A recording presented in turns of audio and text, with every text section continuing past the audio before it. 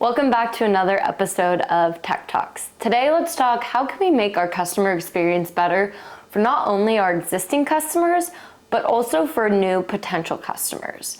And when I talk about customer experience, we're talking about the interactions between your customers and your company. So, there's three parts that I'm going to be talking about today. It is your technology of, how are your customers contacting you today? Is that through omni-channel? Is it only by phone? Is it only by chat? Is it only through email? What that kind of looks like. And then the second part is the servicing part. So whether that be the actual interactions that happen. And then the third part we're going to be talking about is kind of the overall branding and structure that you put out and with your customers today. So let's start off by talking about technology. The questions that we ask ourselves is, how are we servicing our customers? How can we make that experience that much better?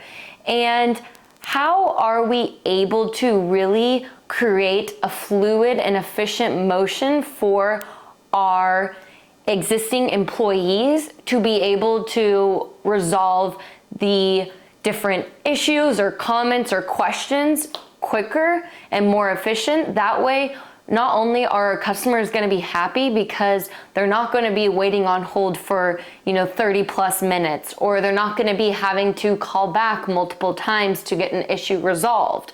So it's a lot to do with both on the back end for the employee experience, as well as how that translates then to the customer experience. So for starters, when you're looking at, for example, when we're talking about the tech stack, what do you have in place today? Are you on an on-prem system? Are you on a cloud system? What does that cloud system look like? Is it being able to help you service your customers in the best way possible?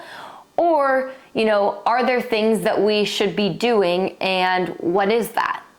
So, for example, if the demographics, and obviously it all depends on your specific company, how your customers want to be able to contact you and how they want to be contacted. So if you are, for example, a company that you have omni-channel, so we're able to get a hold of you through chat, text, calling, and so when you have the omni-channel, there's a first question is, how are your employees handling these efficiencies? What does that workforce management look like? What does the technology look like for your company? Are your employees having to move back and forth between multiple chats? Are they having to really go through, is the integration with your CRM? How is that? Are they able to see that full customer journey through one pane of glass? Or are they having to flip back through multiple different tabs, which in turn leads to longer time to get resolution, which then in turn can lead to higher wait times for your customers, which leads to a customer dissatisfaction. And from the customer's perspective, you're wanting to contact, how you want to contact. So if you are wanting to contact through chat, what does that wait time look like for chat? Do you prioritize calling? Do you prioritize chat? Have you looked at what your abandon rate is? Do you know that information? From a customer perspective, if I'm contacting you and I'm not able to get through to anybody, and then I hang up, and then I'm gonna have to call back at another time, and that just prolongs the customer dissatisfaction. There's a lot of studies going on, for example, Frontier, how they got rid of all their phone and that self-servicing option. A lot of studies have been done of the whole idea of self-service and how our customer, and I've talked about this before, is how that customer how customers want their journey to look like has completely shifted throughout the years. They're really looking for efficiencies and wanting to be able to get their questions answered in a timely manner. And, with that is we're going into the self-servicing aspect of it, especially on chat. even through IVR as well. But what does your chat self-servicing options look like? Are you limited? Is a customer limited to only being able to answer or get answers for a few types of questions? What does your customer service hours look like? For example, there's some even internet providers that with these new wireless solutions that they've come out with, they're not servicing 24/7, and internet is a crucial part of any business, but some do. So, are you able to self-service if there's an outage? What does that look like? Are you going to have to contact again at 8 a.m. when when it opens, and how long is that wait time going to look like? Or if you were able to already submit a ticket, that ticket could be worked on in the morning efficiently and effectively. And now you're increasing the customer satisfaction. So being able to get answers at any time of the day is super important for a lot of people. And if they have the ability to self-service, then they have the ability to continue to be a customer today. And where I'm going with this is, what does your current contact center solution look like in terms of this self-servicing and AI? Is it up to par? There's some contact center softwares that offer a really great AI and being able to get a lot of questions answered. But then there's some that don't have that. They're just not up with the marketplace and the date. And there's nothing more frustrating when you call into an IVR and you say words and you can't be serviced because the AI system doesn't understand those words that you're saying, and then you're very limited. So now you're gonna have to call back, and now as a customer you feel like I just wasted my time, and you're not able to have a callback option. So what's really starting to change the future of customer experience are thinking machines. There's companies that have created such an intelligent thinking machine, and the great thing about the thinking machine is that you're training it, and it's supposed to be the most human-like interaction, because from a customer perspective, you're able to just fluidly talk and just speak in your natural language. You're not limited to specific words, or you're not limited to having to only be answering in a certain way. And with that, with the thinking machine, is you're able to really transform that customer experience journey, because you're able to be self-servicing. You're able to be servicing for 24/7, which, looking at your demographics, are you an East Coast company and you have a lot of Pacific time, customers?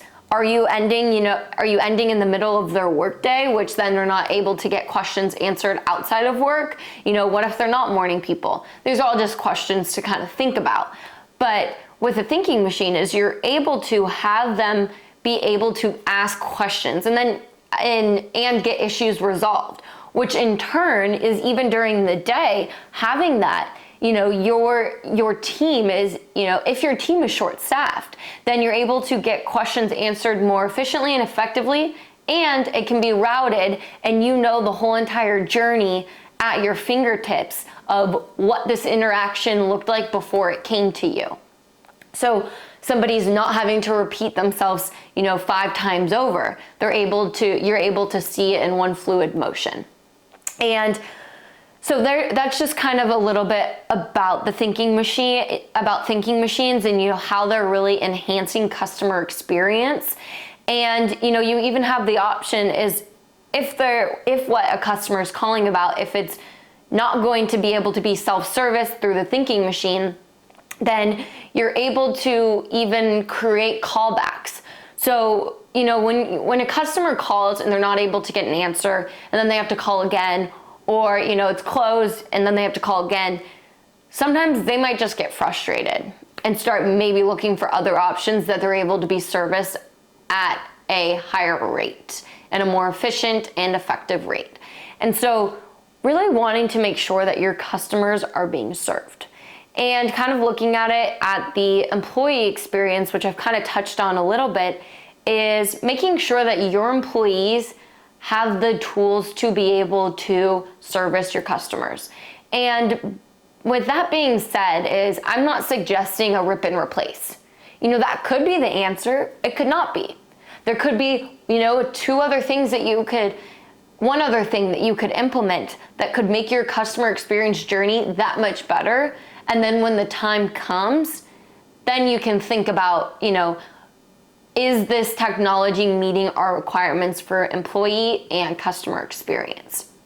And so with that, it's just making sure that, looking at it from both angles and both aspects of asking yourself these questions. Because at the end of the day, if we're not asking ourselves these questions, how are we making our customer experience better? And with customer experience, it's crucial and important because, it costs a lot more to obtain a new customer than it is to keep your existing customers. And so with that, those are just a few of the kind of different aspects and different approaches. And as this year continues, I think AI will be a huge topic of conversation within our conversations around customer experience. And as we all continue to want to be serviced in new ways and different ways and kind of what our options are, is really making sure that we're staying up to date with that. Because like anything, if we're not staying up to date, how are we servicing our customers? And how are you providing the value of your company? And, this goes a long way though, is there's just, with now customer experience, it's not just about the phone system with IT. It's about branding, marketing, contact center, or head of contact centers, then it's even having the conversations with IT. It's so much more of a conversation to be had than just a very transactional, we have a phone system and we're able to be contacted. And, what does it look like for our, like I said, hold times, abandon rates, really looking at, what does your staffing look like? What does your workforce management look like? Are you being able to service your customers in these specific ways? So with that, I hope you have a great rest of your week. And as always, feel free to reach out if you want to, continue this conversation. Ask me any questions. What are you doing? What are you implementing within your infrastructure to make customer experience better? Because at the forefront of it all is, sometimes these investments, as much as, and this is what I always say is, you get the backlash. Your employees don't want to have to learn and train on something new because change is scary. But having these conversations with your employees is asking them what their experience is, asking your customers what their experience is. Even though change is scary, change also results in growth.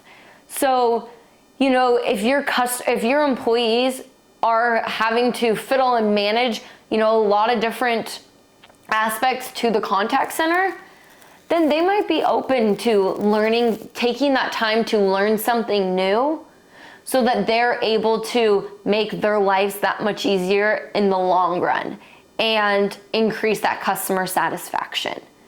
So with that, I hope you enjoyed this video, and don't forget to like, comment, subscribe, and my contact information is always down below. Take care.